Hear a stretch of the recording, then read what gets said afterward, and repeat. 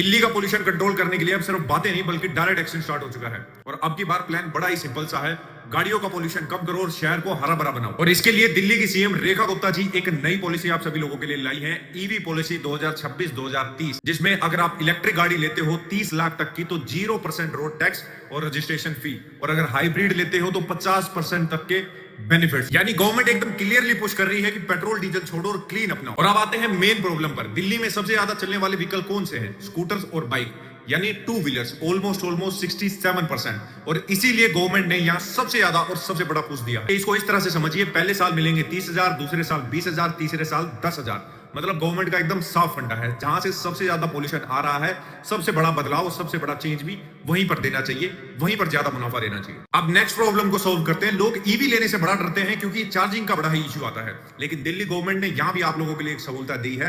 हर EV dealer को यह permanently बोला गया है, कंपलसरी है कि उनको एक ईवी चार्जिंग स्टेशन आप लोगों के लिए बनाना ही होगा। और अब आता है सबसे इंपॉर्टेंट स्टेप, जो पुरानी गाड़ियां हैं उनका क्या? अगर आप उनको हटाते हो और उनको आप स्क्रैप में देते हो, जैसे BS4 या BS4 से पुरानी गाड़ियां अगर आप उन्हें स्क्रैप में देते हो, तो दिल्ली गवर्नमेंट दे रही है आपको भारी इंसेंटिव डायरेक्ट आपके खातों में, डायरेक्ट आपके हाथों में। इसे आप इस तरह से समझिए, जो टू व्हीलर्स होंगे उनके ऊपर 10,000, थ्री व्हीलर्स पे 25,000, गुड कंडीशन कार मतलब जो अच्छी खासी गाड़ियां होंगी उनके ऊपर 50,000 तक, और जो ईवी इलेक्ट्रिक कार्स होंगे उनके ऊपर 1 लाख तक।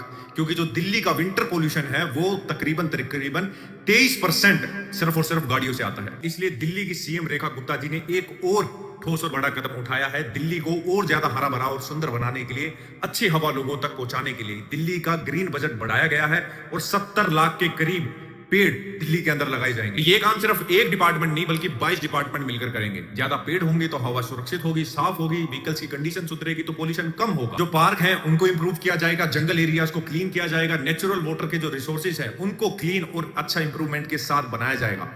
मतलब अब सिर्फ ये पॉलिसी ही नहीं बल्कि ग्राउंड पर काम करने की कोशिश की जा रही है रेखा गुप्ता की तरफ से। ओवरऑल ये प्लान बड़ा ही सिंपल सा है, एक साइड से पॉल्यूशन कम करो, दूसरी साइड से नेचर को स्ट्रॉन्ग बनाओ, जिससे हम ही लोगों को फायदा होगा। लेकिन एक सवाल हमें पिछली गवर्नमेंट से पूछना चाहिए, अगर ये प्लान इतना ही क्लीन था, ईवीज को ज्यादा से ज्यादा लाना, पुराने व्हीकल्स को हटाना, प्लांटेशन ड्राइव को और स्पीड से चलाना, तो पिछले 11 सालों में ये इतनी स्पीड से क्यों नहीं हुआ? और अगर करना इतना ही पॉसिबल था तो पहले क्यों नहीं किया गया?